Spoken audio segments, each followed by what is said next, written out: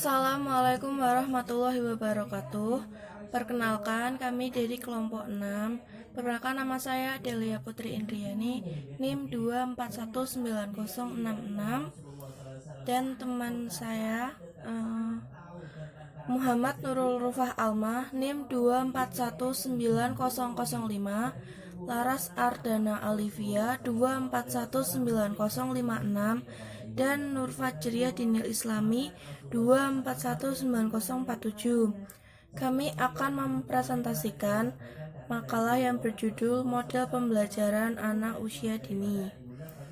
Sebelumnya, marilah bersama-sama kita mengucapkan membaca Al-Fatihah. Yang pertama, bab 1 pendahuluan. Latar belakang model itu diartikan sebagai barang atau benda tiruan dari benda sesungguhnya. Seperti globe adalah model dari bumi tempat kita hidup. Model secara sederhana adalah gambaran yang dirancang untuk mewakili kenyataan. Model didefinisikan sebagai a replica of the phenomena it attempts to explain. Menurut Ryan dalam Rahmat tahun 1988 halaman 59. Pembelajaran tersendiri itu merupakan aktivitas paling utama. Ini berarti bahwa keberhasilan pencapaian tujuan pendidikan banyak tergantung kepada bagaimana proses pembelajaran dapat berlangsung secara efektif. Pemahaman seorang guru terhadap pengertian pembelajaran akan mempengaruhi cara guru itu dalam mengajar. Rumusan masalah yang ada di sini itu pengertian mode pembelajaran, bagaimana pilih mode pembelajaran yang tepat, apa saja mode pembelajaran, jenis-jenisnya, lalu apa pentingnya mode pembelajaran. Untuk lebih jelasnya akan dibacakan oleh teman saya. Terima kasih. Assalamualaikum warahmatullahi wabarakatuh. Saya Laras Ardana Alivia, NIM 2419056. Di sini saya akan membacakan poin B, memilih model pembelajaran yang tepat.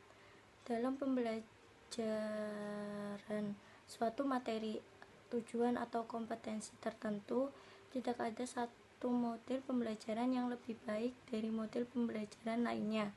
Artinya, setiap model pembelajaran harus disesuaikan dengan konsep yang lebih cocok dan dapat dipadukan dengan model pembelajaran yang lain untuk meningkatkan hasil belajar siswa. Oleh karena itu, dalam memilih suatu model pembelajaran harus mempertimbangkan antara lain materi pembelajaran, lingkungan belajar, dan fasilitas penunjang yang tersedia. Dengan cara ini, tujuan kompetensi pembelajaran yang telah ditetapkan dapat dicapai. Harapannya bahwa setiap model pembelajaran dapat mengarahkan kita mendesain pembelajaran untuk membantu peserta didik dalam mencapai tujuan pembelajaran, sehingga dalam pemilihan model pembelajaran sangat dipengaruhi oleh 1. Sifat dari materi yang akan diajarkan, 2. Tujuan yang akan dicapai dalam pembelajaran, 3. Tingkat kemampuan peserta didik, 4. Jam pelajaran atau waktu pembelajaran, 5. Lingkungan belajar, dan 6. Assalamualaikum warahmatullahi wabarakatuh. Nama saya Muhammad Nurul Rufah Al-Madani, NIM 2419005. Langsung aja. Bab C.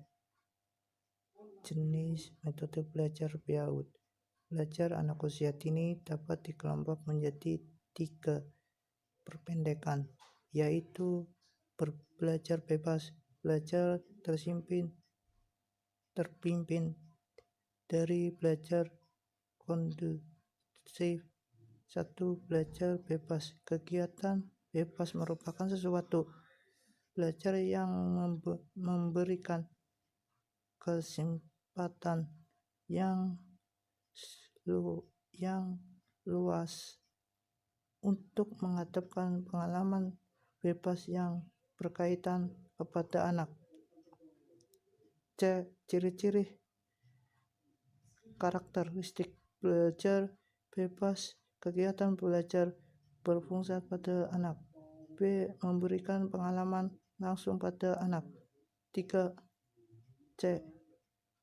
Belajar kurang struktur, bersifat fleksibel. D. Kebiasaan bermain tidak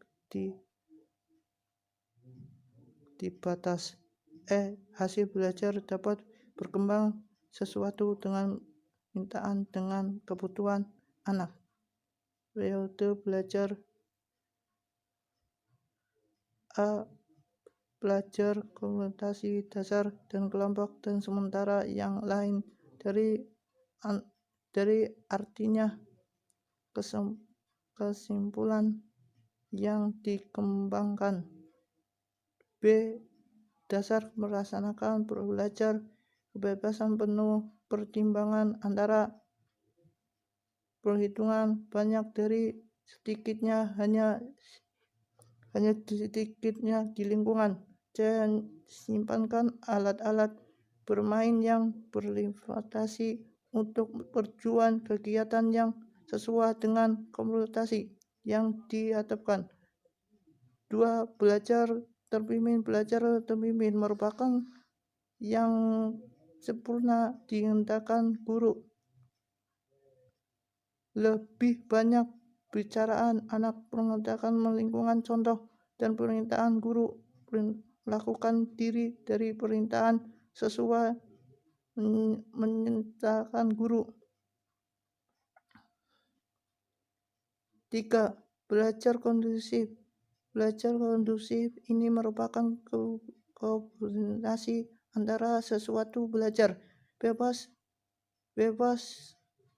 pengalaman guru, perusahaan berkaitan secara efektif adalah kebebasan aktif berinovasi dan memproduksi agar merasa aman ketika belajar. Ciri-ciri karakter utama belajar kondusif antara lain. Belajar kondusif dimaksud agar pada laksanakan kegiatan belajar mengajar menjadi lebih bermain dan untuk dalam melaksanakan belajar kondusif menurut pertimbangan antara yang lain lokasif untuk perhitungkan banyak dan sedikitnya bahan yang ada di lingkungan. D. Pentingnya model pembelajaran out. Model pembelajaran dipandang paling mempunyai peran strategis dalam upaya mendongkrak keberhasilan proses belajar mengajar, karena ia bergerak dengan melihat kondisi kebutuhan anak didik, sehingga guru diharapkan mampu menyampaikan materi dengan tepat tanpa mengakibatkan siswa mengalami kebosanan. Namun sebaliknya, siswa diharapkan dapat tertarik dan terus tertarik mengikuti pembelajaran.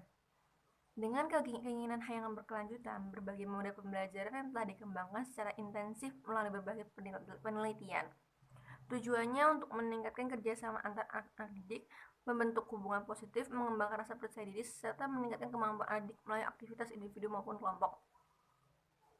Pada hakikatnya anak itu unik, mengekspresikan pelakunya secara relatif spontan, bersifat aktif dan energik, egosentri, memiliki rasa ingin tahu yang kuat, antusias terhadap banyak hal, bersifat eksploratif dan berjiwa petualangan, kaya dengan fantasi, mudah frustasi, dan memiliki daya perhatian yang pendek. Masa anak merupakan masa belajar yang potensial. Kurikulum untuk anak bisa sedini harus benar-benar memenuhi kebutuhan anak sesuai dengan tahap perkembangan dan harus dirancang untuk membuat anak mengembangkan potensi secara utuh, baik kurikulum TK 2004 maupun TK 2009. Pada dasarnya sama semua aspek-aspek perkembangannya dipadukan dalam bidang pengembangan dan yang utuh yang mencakup bidang pengembangan perilaku melalui pembiasaan dan bidang kemampuan dasar. Pembelajaran anak usia dini pada hakikatnya adalah pembelajaran yang berorientasi bermain, belajar sambil bermain dan bermain sambil belajar.